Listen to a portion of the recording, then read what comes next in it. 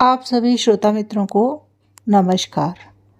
आज मैं सुनाने जा रही हूँ डॉक्टर शोभा घोष द्वारा लिखी हुई कहानी ओमू ने खुशियाँ खरीदी।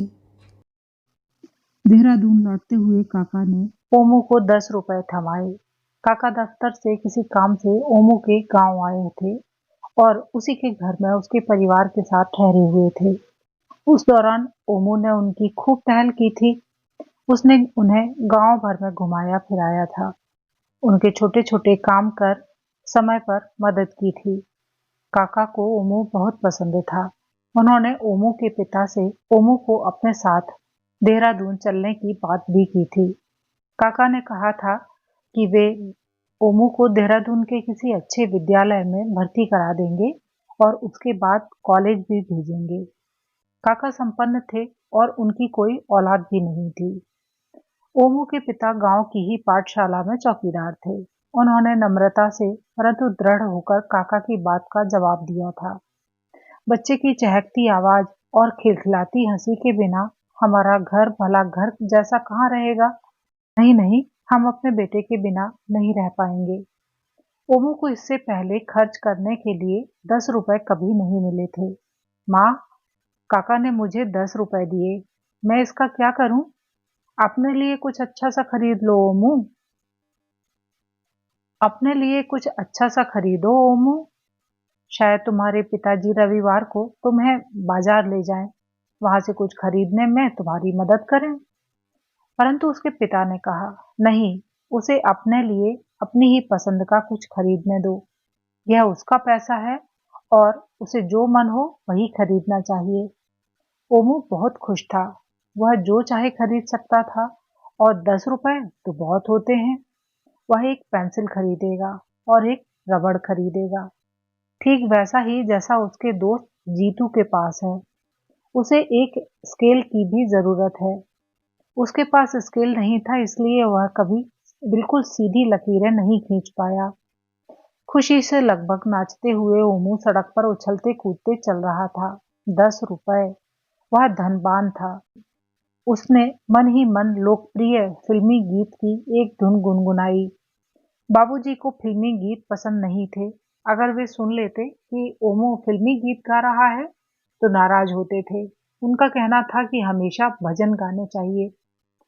चौराहे पर चिथड़ों में लिपटा एक बूढ़ा व्यक्ति कटोरा लिए बैठा भीख मांग रहा था। भगवान के नाम पर इस गरीब बूढ़े को कुछ दे दो, मैं 2 दिनों से भूखा हूँ। वहां से गुजर रहे छोटे लड़कों का एक समूह इस पर हंसा और उन्होंने कुछ चुभती हुई सी बात भी कही। बूढ़े व्यक्ति के चेहरे पर आंसू ढलक पड़े। ओमू को वे दिन याद आए जब उसके पिता बीमार थे और उन्हें अस्पताल ले जाना था। उनके लिए दवाई लानी थी और उन्हें अलग तरह का भोजन देना था। उस रात उसकी माँ बहुत परेशान थी। ओमू, घर में न खाना है न पैसा, हम क्या करें? ओमू ने अपनी माँ की ओर देखा और कहा था, मुझे भूख नहीं है माँ। राजू की माँ ने राजू को दोपहर में ढेर सा खाना दिया था। उसने साथ में मुझे भी खिलाया। अब तो मैं कुछ भी नहीं खा सकता। क्या सच में तुम्हें भूख नहीं है? माँ ने फिर पूछा। तुमसे क्या मैं झूठ बोलूंगा? मैं सिर्फ एक गिलास पानी पीऊंगा। फिक्र मत करो, सब ठीक हो जाएगा। कल कुछ पैसों का इंतजाम भी कर लेंगे। वह सोने चला गया, परंतु भूख के मारे पेट परेशान था। उसे अब तक पेट के उस खालीपन और दर्द का एहसास याद है। उसने अपने पैसों को देखा। 10 रुपए, हर नोट नया था। वह आराम से उस बूढ़े व्यक्ति को 2 रुपए दे सकता है, तब भी उसके पास 8 बचेंगे। 8 रुपयों से वह बहुत सी चीजें खरीद सकता है। 10 में से 2 रुपए निकालकर उसने बूढ़े व्यक्ति की हथेली पर रख दिए। अपने खाने के लिए कुछ खरीद लो बाबा, तुम्हारे पेट में दर्द हो रहा होगा। जब मैं भूखा था मेरे भी हुआ था। भगवान तुम्हें सुखी रखे बेटा। हाँ, भूख से मेरे पेट में दर्द हो रहा है, मगर बहुत कम लोग इस बात की परवाह करते हैं। मैं बूढ़ा और कमजोर हूँ। क्या तुम कुछ खरीद कर मुझे खाने के लिए दे सकते हो? जरूर, मैं दौड़कर बाजार से तुम्हारे लिए कुछ ला दूंगा। ओमू बाजार की ओर दौड़ गया। वहां पूरी सब्जी की एक दुकान थी। उससे उस बूढ़े आदमी का पेट भर जाएगा। ओमू ने सोचा और 1 रुपए 50 पैसे में 8 पूरियां और थोड़ी सब्जी खरीद ली। बूढ़े व्यक्ति के पैसों में से अभी 50 पैसे बूढ़े व्यक्ति के पैसों में से अभी 50 पैसे बचे रह गए थे। अगली दुकान पर एक आदमी गर्म जलेबियां बेच रहा था। ओमू ने 50 पैसे की जलेबियां खरीदी। जीते रहो बेटा, जीते रहो, लंबी उम्र पाओ। भगवान करे तुम बहुत बड़े आदमी बनो, खूब धन कमाओ। बूढ़ा व्यक्ति जल्दी जल्दी पूरियां व सब्जी गटकने लगा। ओमू ने उसके पास रखा मग उठाया और पास ही लगे नगर निगम के नल से उसमें पानी भरकर कटोरे के पास ही रख दिया। बाबा, ये पानी है, ओमू ने कहा। बहुत मेहरबानी बेटा, तुम कितने दयालु हो। ओमू वहां से दौड़ गया।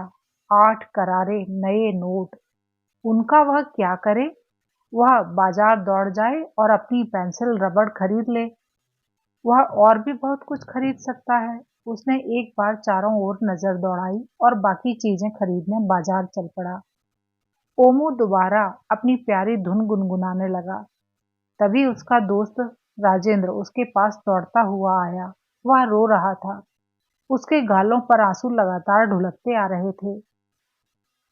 क्या हुआ राजू? ओमू ने पूछा। मेरा छोटा भाई बीमार है। मेरी माँ ने उसकी दवा लाने के लिए मुझे 5 रुपए दिए थे। दवा की दुकान में बहुत भीड़ थी। जब मेरी बारी आई तो देखा कि जेब में रुपए नहीं थे। किसी ने शायद जेब काट ली थी। अब मैं क्या करूं? मेरा भाई बहुत बीमार है। मैं उसके लिए दवा कैसे लाऊंगा? मैंने दुकानदार से हाथ जोड़कर कहा कि दवा दे दे, मगर उसने बिना पैसे देने से इनकार कर दिया। ओमू, अगर मेरा भाई मर गया तो?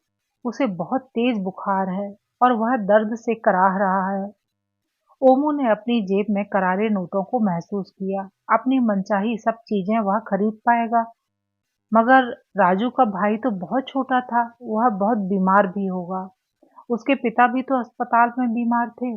अगर उस समय पाठशाला के प्रिंसिपल साहब ने उनकी मदद न की होती तो क्या होता। मत रो राजू, तुम्हारा भाई जरूर ठीक हो जाएगा। ये लो 5 रुपए और जाओ दवा खरीद लाओ। राजू की आंखें आश्चर्य से फैल गईं। इतने रुपए तुम्हें कहाँ से मिले ओमू? देहरादून वाले काका यहाँ कुछ दिन हमारे साथ रहे थे। जाते हुए उन्होंने मुझे 10 रुपए दिए। इन रुपयों से तुम क्या लेना चाहते थे ओमू? राजेंद्र ने पूछा। खास नहीं, कुछ चीजें खरीद लेता, मगर वो इतनी जरूरी भी नहीं है। तुम्हारा भाई बीमार है, उसे दवा की जरूरत है। तुम्हारे पैसे मैं लौटा नहीं पाऊंगा ओमू। मेरी माँ के पास तो देने के लिए रुपए हैं ही नहीं। कोई बात नहीं राजू, तुम दवाएं खरीद लो। तुम्हारा भाई जरूर अच्छा हो जाएगा। राजू इतना खुश लग रहा था कि ओमू भी उसके साथ मुस्कुरा दिया। अब भी मेरे पास 3 रुपए बचे हैं, उसने मन ही मन सोचा। देखें अब क्या खरीद पाऊंगा। 3 रुपए तो बहुत होते हैं। पर ओमू कुछ उदास सा हो गया। 10 रुपए उसे दोबारा कभी नहीं मिलेंगे। उसके पिता उसे इतने रुपए कभी नहीं दे सकेंगे। ओमू बाजार पहुंचा। दुकान में हर तरह की मनभाती चीजें भरी हुई थीं। ओमू उन्हें निहारता हुआ हर दुकान के बाहर धीमे धीमे चलता रहा। वहां उस तरह का स्केल भी था जैसा उसे चाहिए था। रबड़ और पेंसिल भी वहां थी। वह तीनों खरीद लेगा। तीनों 1-1 रुपए के थे। एक दुकानदार ने ओमू को रंग बिरंगी पेंसिल, रबड़ आदि को इस तरह ललक के साथ निहारते देखा तो शंका से पूछ बैठा, तुम्हें क्या चाहिए? ओमू उसे उस तरह का लड़का नहीं लगा था कि कुछ खरीदने की हैसियत रखता हो। ओमू आगे चल दिया। सड़क के अंतिम छोर पर चूड़ियों की एक दुकान थी। सूरज की तेज धूप में कांच की चूड़ियां झिलमिलाकर चमक रही थीं।